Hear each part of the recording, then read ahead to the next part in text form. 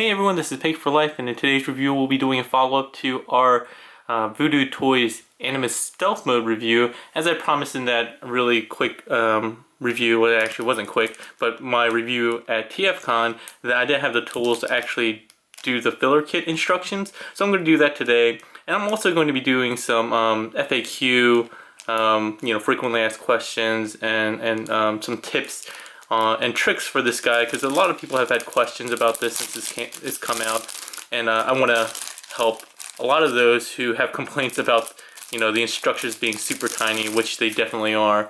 But yeah, let's go ahead and start off with the filler kit.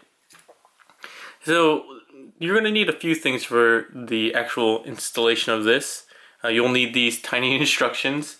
You'll need these sprues, and you should have gotten kind of this many. I don't know exactly what the total is. I guess 4, 8, 16. You should have gotten, it looks like 20 total sprues, or 20 total pieces. And we'll get into each of those as they come. A couple of things that you also need. You'll probably need a pair of like nippers or sprue cutters. I don't know what you want to call these. You may need a hobby knife of some sort, or X-Acto knife. I don't think you'll need it because the way these are positioned on here, none of these sprue marks will be visible. They'll be actually inside the main body of Animus, so you probably won't need these, but if you want, you can go ahead and use this as well. And I'm going to be using my trusty spudger just to point out where all of these go. Just a forewarning, I haven't done this yet, obviously, since they're still in the sprue, so I might mess up. I'm going to try to zoom through a lot of the parts where I'm doing just like sprue cutting and stuff like that, but the biggest thing that you're going to need to worry about is the fact that the numbers on these things are tiny. I don't even know if I'm going to be able to get it to focus enough to see these numbers. Yeah, I can't even read them through the camera, but I'll try to point them out. I don't know how exactly they are positioned, if yours is going to get the same exact kind of layout of these sprues, but we'll go ahead and get through them pretty quickly, okay? Alright, so really quick off camera, I kind of organized these. So this one is going to have 2 number 1s and 2 number 2s, it looks like. So these are 1 and these are 2. Then the next one, 3 and 4, are actually organized on this kind of larger sprue, and it looks like it goes 3, 4, 3, 4, and then you get 4 5s all here. Then you get 4 6s, and you can know that they're 6s because they don't actually have 9s on the instructions, which is kind of clever because then you don't mix up 6s and 9s. There's no 10. It looks like the last one is 7, 8, 11, and 12, which is kind of a weird numbering, but so there's no 10 or 9, okay? So yeah, hopefully that helps you guys out, at least organizing them. Once you know which numbers that you're kind of looking for, it kind of makes it a bit easier. So let's zoom out and start with number 1. So that was number 1. And this one is also number 1. And as I said, these kind of fill in here. Now, the problem with these is that they're super tiny, so just be careful. It's a little hard for me just because I'm working under these lights as well. Alright, so I put the first number 1s in at the top here. So I'm changing my opinion on whether you want to use a hobby knife or not. Unless you have a very good set of nippers, you may need to clean up there. It might even be best to actually just cut off directly with the hobby knife. So I brought my my cutting mat down here, and I'm gonna actually try to do that with the second piece, number 2. So instead of cutting them off with the nippers, I'm cutting them off with a hobby knife. Nope, it's basically the same result. So it looks like you're gonna have to do some cleaning on these, which is actually kind of a pain because the pieces are so tiny, they're so minuscule that it makes cleaning these up with a hobby knife not only annoying, but kind of dangerous because you have nowhere to really grip here. And I'm sure, you know, those of you who do Gundam probably have honed techniques for how to do this without killing yourself, but I haven't built Gundam in a long time, and I was never that fanatical about it. But yeah, this is actually pretty annoying. I'm going to go out on a limb and already say that I don't know that this is going to be worth the process of actually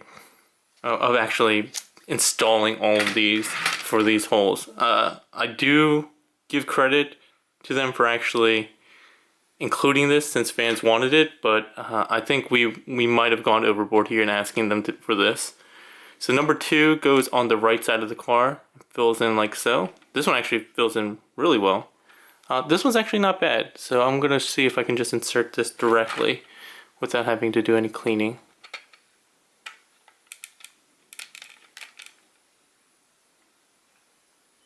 Yeah, it doesn't look, it looks like I might have put it in upside down. I'm not sure.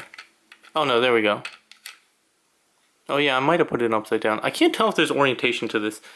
So 2 and 3 are both these top 2 pieces here.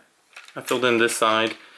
This side is a different numbering, so it leads me to believe that 2 and 3 are actually different, which makes the process a bit harder. And they actually might also have an orientation. It looks like they might have a different orientation from top and bottom, because this piece is actually slightly curved. So I'm not really sure. I'm just gonna go with it as is, and hopefully it'll work out okay. So very quickly, there's definitely an orientation to this. It's gonna be kind of hard to see here, but you'll see this one sits flat, and this one that I put upside down actually juts out at the top. So be mindful, I did that twice on this side as well. This back one went in fine, but this front one is flipped upside down. I'm gonna keep going, and then once I get to transformation, I'll go ahead and try to push this out and show you guys how to push that out and reorient it. But yeah, so that was 2 and 3. We're gonna go ahead and get to 4, which are these 2 pieces. Alright, piece number 4, that goes on the top here. Again, it does have an orientation, so just be mindful of that.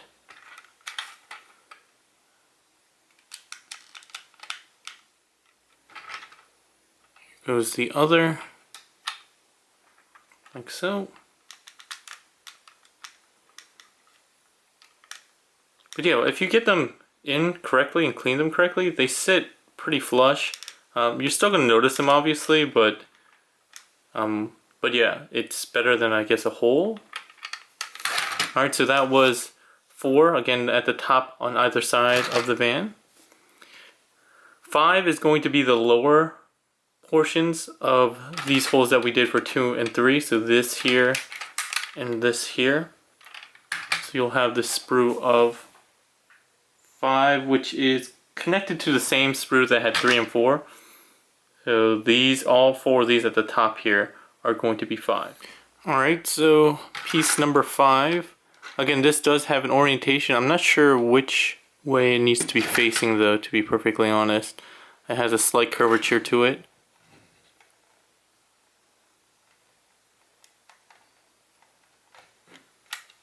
Hope this is the right way. Okay, that looks like it was right.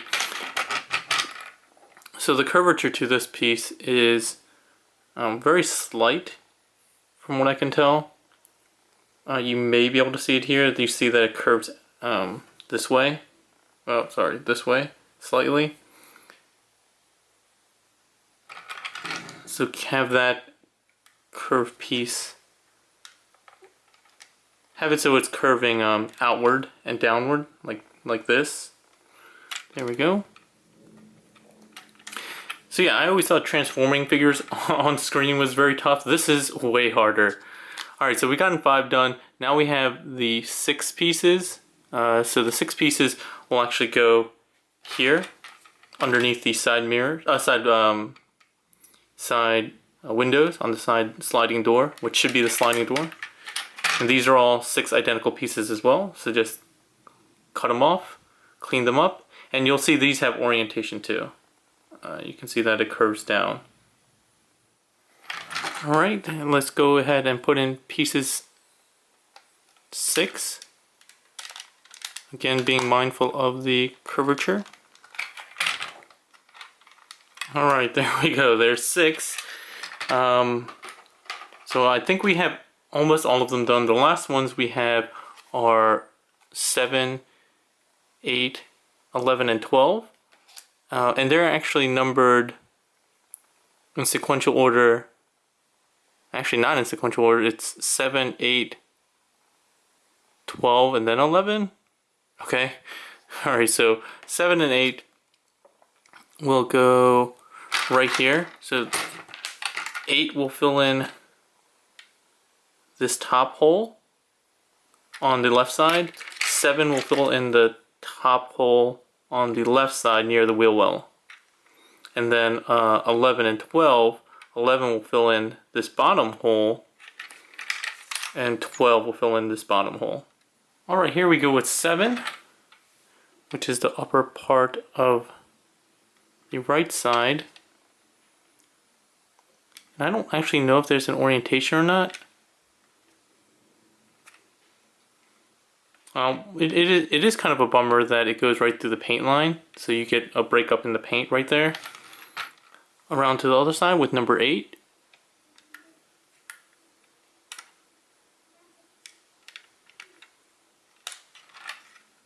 So number 11 actually has some orientation to it because it has some molding, and it has like a diagonal line that goes across, and there's a thicker bottom side, and then there's a thinner top side. And you can see I moved 2 tweezers here.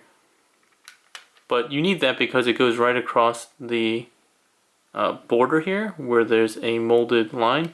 And if you do it correctly, you'll see it looks really perfect actually. I'm very surprised about that one. There you go. You see it actually makes a really clean line. So yeah, that was the instructions how to get these in. Be very mindful of the orientation, okay? I'm trying to catch the light. So you can see this one I did wrong here. It's upside down. This one I did wrong here. Same piece actually.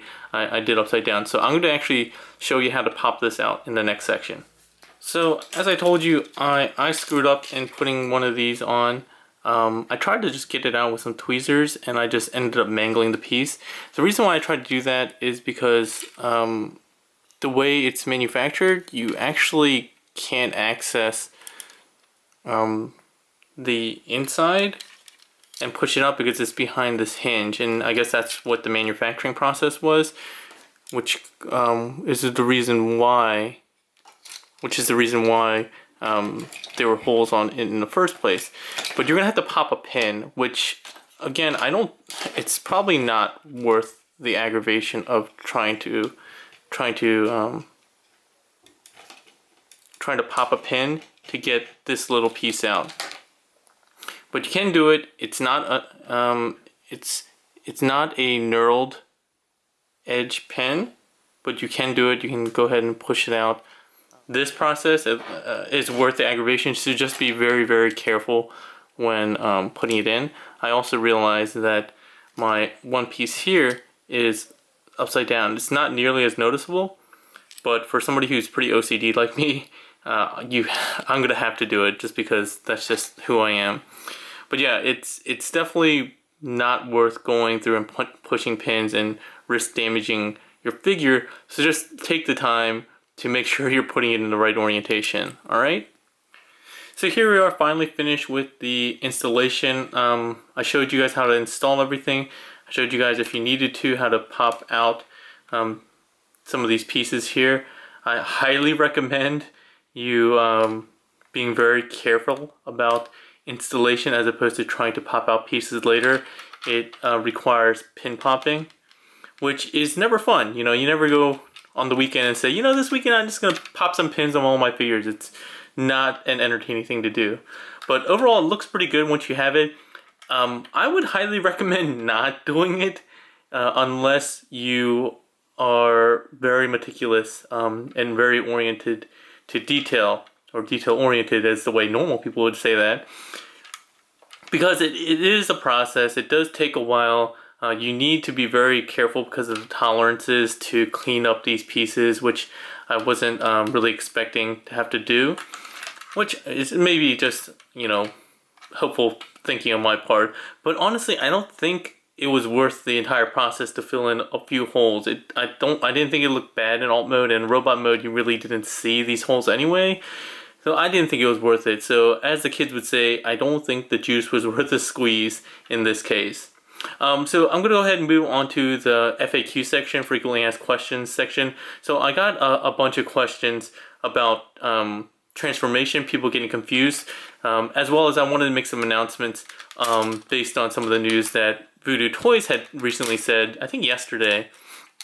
So they said that there have been a small number of issues reported with the knees, and apparently there's a section here that has a spring in it in the knee joint that is causing some problems. So I want to show off that section here, and just so you know to be careful when transforming this. They said the problem is actually with this spring in here, with this ratcheted piece. Mine seems fine. Like, you can see me just ratcheting away at it, but I would be very careful. Just doing so. I don't think it might. I think it might be when people are splitting the feet. So when you split the feet, you have to kind of pull outwards to split it open. But I think, you know, that kind of pressure might be going outward like this is what's causing that to break. Not the rotational. I can't imagine the rotational being an issue, but the actual splitting of the legs. So just be mindful of that. That's just my tip. I don't know if that's actually going to help or not. But Voodoo did make an announcement on their Facebook page, as well as on TFW, that if you are having problems, go ahead and email them and they'll send out a replacement piece to you. So another area that people have been having problems on are the legs. So people are saying the legs don't tab into place very well, which I don't agree with, but I think it's because people are actually mistransforming the legs slightly. So here is the left leg fully transformed and tabbed in, and people are saying these pieces don't tab into the side very well, and they say that it comes loose. I don't know why people are saying that, because these tab in really securely. They tab in like multiple places, and they will sit in just fine. One of the things that people are doing incorrectly is that they're not actually positioning this piece correctly, transforming this piece here. So this is a combination of joints, which is kind of complex, honestly, and it has a swivel here and a swivel here and a swivel here, all that stuff. You need to make sure that these joints are in right angles, all perpendicular. It shouldn't look like this or go down like that, because otherwise it's not properly transformed. And if you have it like that, this should line up perfectly here and tab in, and it should be very secure. Like, I have to actually pop mine open, and it could be a tolerance thing on yours or on mine. Maybe mine's just better, but I think when I've seen other reviewers transform it, they're not transforming this correctly where it's a right angle. The other thing I've seen is a lot of people aren't actually transforming this part right. So some people are flipping this around and keeping this open, and again making sure that there are right angles there, and using this like that. I guess you could do that, except you're going to run into interference. So you have to make sure that you slide that window down and then flip it down in order to get that in place. On this side, there's actually a couple of tabs up here and down here, and the whole wheel well kind of filler as well kind of works to hold this section together. So yeah, like, I actually have to pull pretty hard on mine to get it to untab. And this section here, make sure it's tabbed up here at the top and the bottom. And again, I have to actually pry mine open. I'm not pry, I'm not saying it's like overly tight, but if you're transforming correctly, it should sit very snugly, and you shouldn't have any issues with it coming undone at all. So yeah, those are my 2 tips for the legs. People seem to have problems with that. The next tip I have is for the front. So the front has a lot of weird clearance issues that I mentioned before. So the first one is these little triangular pieces. Once you pull down on the bumper and separate the 2 pieces, you gotta actually pull out on the bumper to clear this piece, like so. And that way the bumper will slide past there. Oh, I should get these arms down first, actually. From here, there's actually a small tab that goes underneath this front area here. Again, I showed this off in my video, but I'm showing it off again. You gotta actually pull back on this piece to release it. This small clear piece here, that sits right behind the side view mirror. And again, clearing this piece first and sliding this back and out is what frees this up. Alright? That's my second tip. When you go back the other way, again, remember to slide this tab in under first and make sure to clear this bumper piece around these kind of triangular pieces. So that's my I guess second or third tip.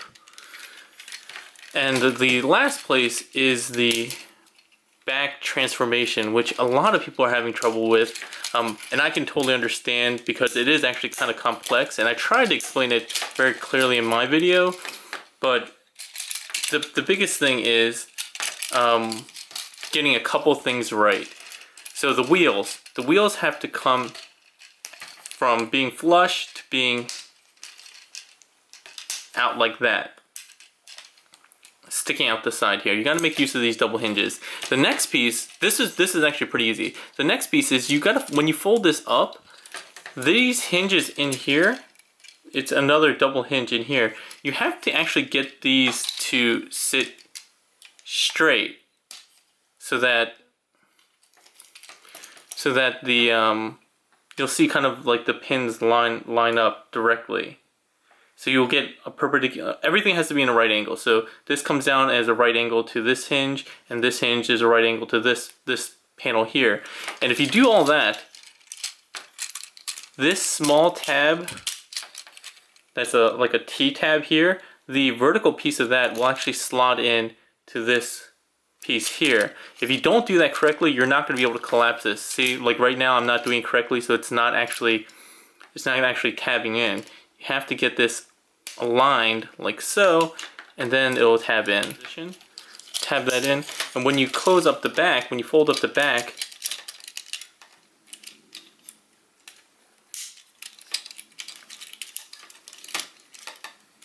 this piece here, there's a little tab, kind of like a tab piece, that actually creates a gap in between the 2 wheels. And so once you have that back piece transformed correctly, you want to come in to the back, and you'll see that there's a ratcheted piece in here. That ratcheted joint should be pressed upward, so it goes towards the front and top of the body of Animus, and that way it will kind of collapse inward more. It should collapse closer to the front of the windshield. The second tip I have is that these pieces, these small, so basically these red pieces here are kind of like rails, and then there's a little small, what looks like a tab protrusion on the black pieces, black panels. They should line up.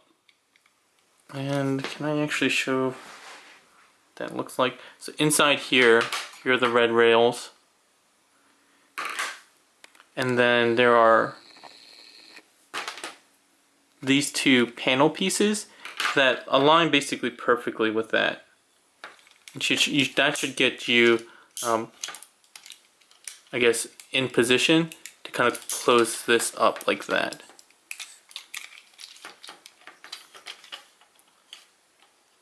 So yeah, and the neck panel should sit on top. It doesn't tab in or anything like that, but if you have the neck piece folded flat, or kind of flush as it should sit, like you'll see that there's a flattened part, like kind of a plateau that should line up with this flat part here. And if you do that right, it should sit like this. Again, basically 90 degrees. There shouldn't be a huge gap. Like I've seen some people with it sitting down like this. Like that means you have it mistransformed. It should sit up like this. That said, it would definitely benefit from having something to tab this place in place other than the strength of the ratchet in the main body. I mean, it doesn't flop around or anything like that. Like you can see it stays in place pretty well, but if you hold it from the back and start positioning it using the back, it's definitely going to move around on you. So that's definitely a place where they could have done some improvement there. Oh, so people asked about these panels here. So these panels slide up and down, but when you if you pull it up and transform the fist, or like pull the fist out and get it straight, it doesn't actually move much anymore. There's like very little. So if you have it open, you can see it slides like a half a centimeter, but once you have it open, this is supposed to there's something in here that's keeping it in place. So they use tinted windows, smoke windows, and if you actually are at kind of eye level with the chest or looking at it from underneath, you might be able to see my finger. Yeah, I think you can see my finger right up. Oh, that's actually from the gap, but you can actually see through there. I don't think it's a big deal because it's the reason why you see it is this front windshield, and then you get some of the sunroof piece there. So if you look at it so that both those are lined up, you can see through it, especially if you have a light behind. So there, so you can see it there. But if I turn it off, it's much harder to see, and I never noticed until somebody posted about it on online, and you can't really see it unless you're looking at it from that angle. So it doesn't bother me, but definitely there if you're looking for it. So if that's something you guys had questions about, there you go. Is there anything else that I wanted to talk about in terms of FAQs?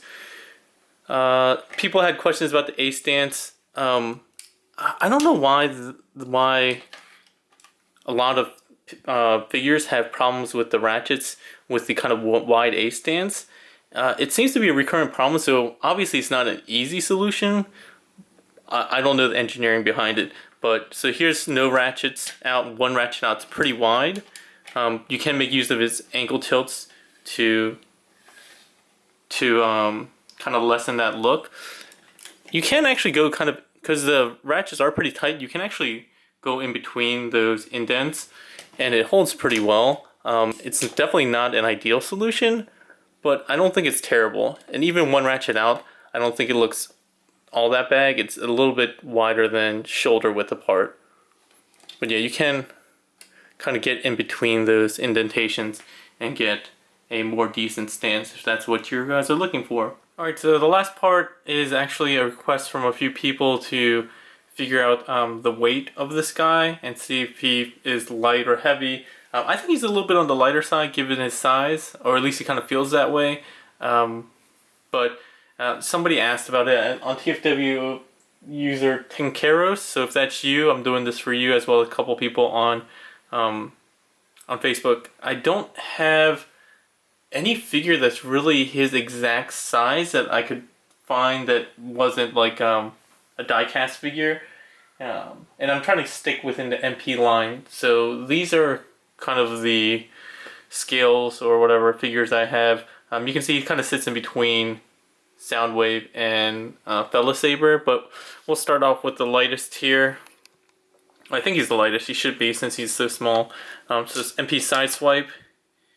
He's 126 grams. Oh, since I have him, I didn't even think about it. This is not really a fair comparison with Sphinx, since he's smaller and has a bunch of die-casts. But Sphinx is 186, just to give you an idea. Bad Cube War Dog, he's 230. Fella Saber, 200 exactly. Wow. Animus is 200, so about the same as Fella Saber. MP Soundwave. I don't think I have any cassettes in him. 326. I don't. Oh, he has diecast feet too, so I guess that's not completely fair. But yeah, that'll give you an idea. I think Soundwave is kind of the closest in terms of height. And then Rodimus, this is the car version. He's 300. Also not completely fair since I think he has diecast feet and some other stuff. But yeah, I don't think he's overly light, but he is kind of on the lighter side, I would say, especially for his height.